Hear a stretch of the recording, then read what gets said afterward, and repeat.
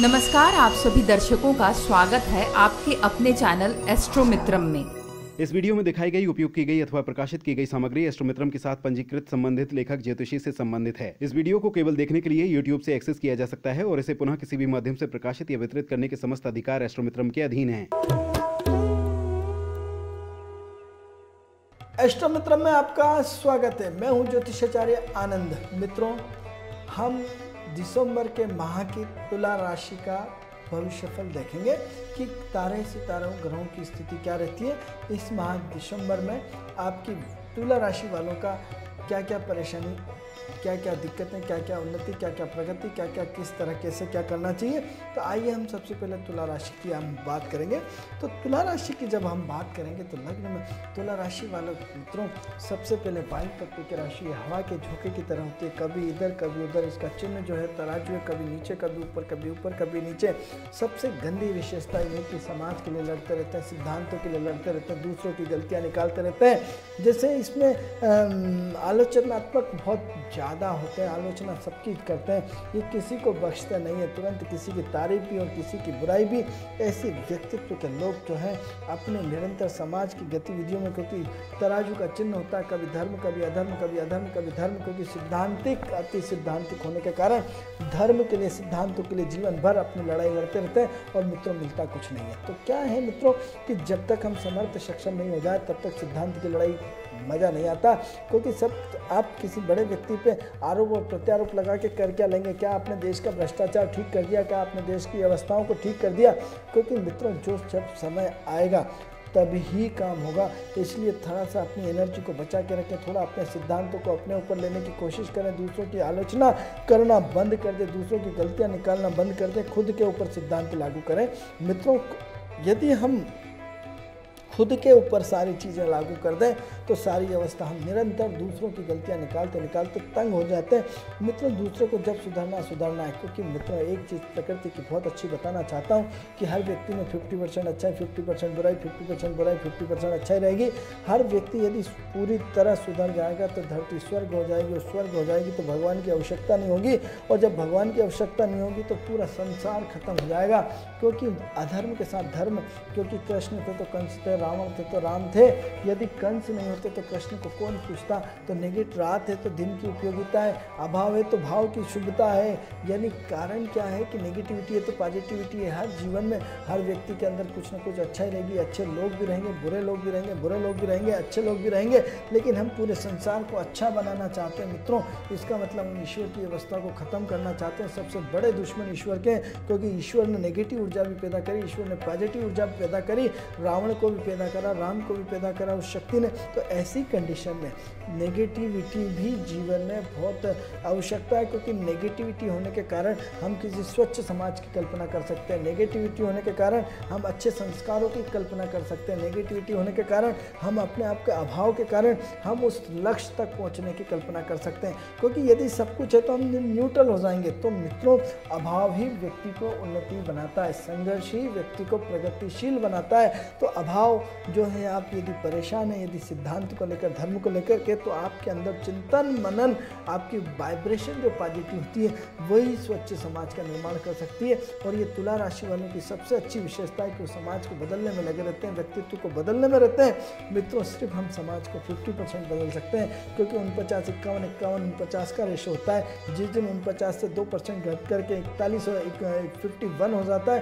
उस दिन सतयुग आ जाता है। और 49 से घट करके 2% इधर आ जाता है और 51 हो जाता है तो कलयुग हो जाता है। मित्रों, 49 प्लस 2% इधर आ जाते हैं तो कलयुग हो जाता है, और 2% इधर चले जाते हैं तो सतयुग हो जाता है। ये महत्वपूर्ण सिद्धांत है। लेकिन तुला राशि वाले ये सब समझने को तैयार नहीं है। तो वो अपने आप में निरंतर अपने पूरे समाज को, स्वच्छ समाज की संरचना रखना चाहते हैं, स्वच्छ घर की संरचना चाहते हैं।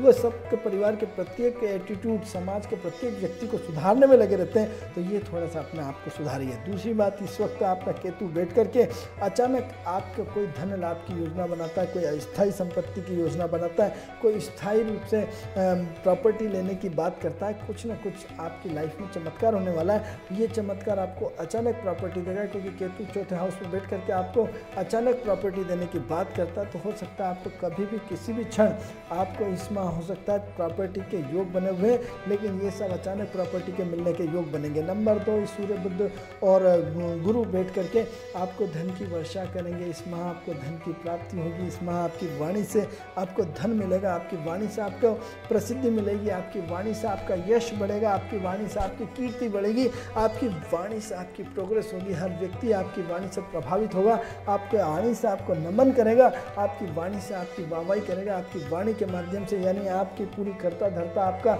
वाणी है। इस वक्त आपकी वाणी प्रखर रूप से हो रही है तुला राशि वालों की, इसलिए इस वाणी का उपयोग करिए और इस वाणी के माध्यम से धन की वर्षा करिए। इस वाणी के माध्यम से अपने संबंधों को बनाइए। इस वाणी के माध्यम से आप अपनी निरंतर प्रगति करते जाइए। तो इस वाणी के माध्यम से कोई ना कोई आपसे कोई बड़ा व्यक्ति टकराएगा और आपको भरपूर सहयोग करेगा। इस सहयोग के माध्यम से आप अपनी आर्थिक स्थिति को सुधार सकते हैं, सामाजिक स्थिति को सुधार सकते हैं, व्यक्तित्व को सुधार सकते हैं और अपने कैरियर को सुधार सकते हैं। तो एक संभावना तो ये दिख रही। दूसरी बात क्या है कि राहु आपके कर्म क्षेत्र में बैठ करके उतार चढ़ाव करा हुआ है, कन्फ्यूजन करे हुए, अपने आप को क्लियरिटी नहीं कर पा रहे हैं कि अभी तक क्या करें, क्या नहीं करें, क्या समझ में आ रहा है, कहीं नहीं समझ में आ रहा। आपकी इतनी उम्र होने के बाद भी आप कन्फ्यूजन में फंसे हुए हैं कि किसको गलत माने, किसको सही माने।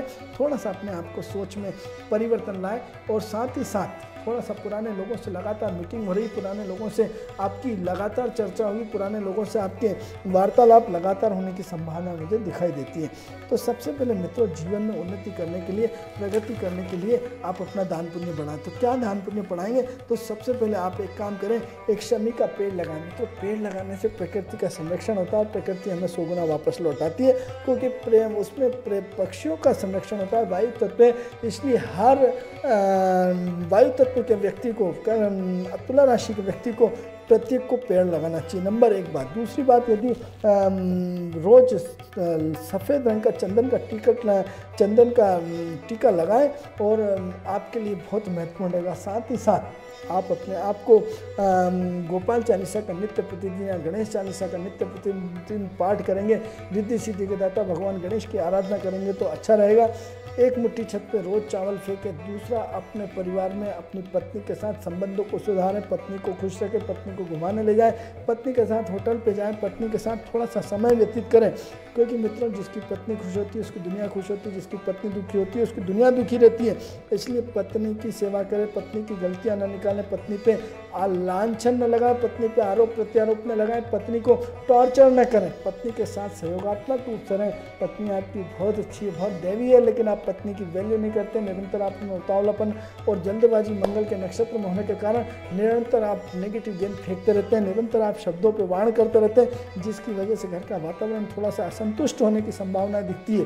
तो इसलिए नित्य प्रतिदिन थोड़ा सा दूध का दान करें। कम से कम सोमवार के दिन हॉस्पिटल में जाकर के गरीबों को या भिखारियों को या हॉस्पिटल में मरीजों को कहीं ना कहीं दूध के पैकेट बांटें। हर रोज पीपल पे जाकर के पीपल पे एक दीपक लगाएं। साथ ही सात परिक्रमा सुबह जाकर के करके आए। तो ये आपके लिए बहुत महत्वपूर्ण है। यदि किसी भगवान को मानते हैं तो भगवान के मंदिर में जाएं और आधे घंटे, 15 मिनट, 10 मिनट, 2 मिनट बैठे, उनसे प्रार्थना करें, अपने गुनाहों की माफ़ी मांगें।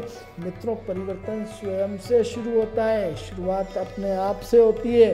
और तुला राशि वाले हमेशा दूसरों से शुरुआत करते हैं कि दूसरे सुधरेंगे तब हम सुधरेंगे, यानी हम सुधरेंगे युग सुधरेगा नहीं, दूसरे सुधरेंगे तब हम सुधरेंगे। तो इस थ्योरी को चेंज कर लीजिए, अपने आप से शुरुआत कर दीजिए। जिस दिन आप अपनी सोच को बदल लेंगे उस दिन पूरा समाज, आपकी घर की उन्नति होती हुई चली जाएगी। इसलिए ये माह आपकी अपनी प्रगति का है और अपनी प्रगति तभी होगी जब आप अपने अंदर सुधार लाएंगे। और अपने अंदर यदि आपने सोच लिया कि गलतियाँ निकालना और उसको सुधारना, तो आपके ये 9 ग्रह उसी दिन से सुधरना शुरू हो जाएंगे। तो ये माह आपकी कहाँ से कहाँ प्रगति होगी, ये माह आपके लिए शुभ रहे। धन्यवाद। आपसे फिर मुलाकात होगी, तब तक के लिए मुझे आज्ञा दीजिए। नमस्कार।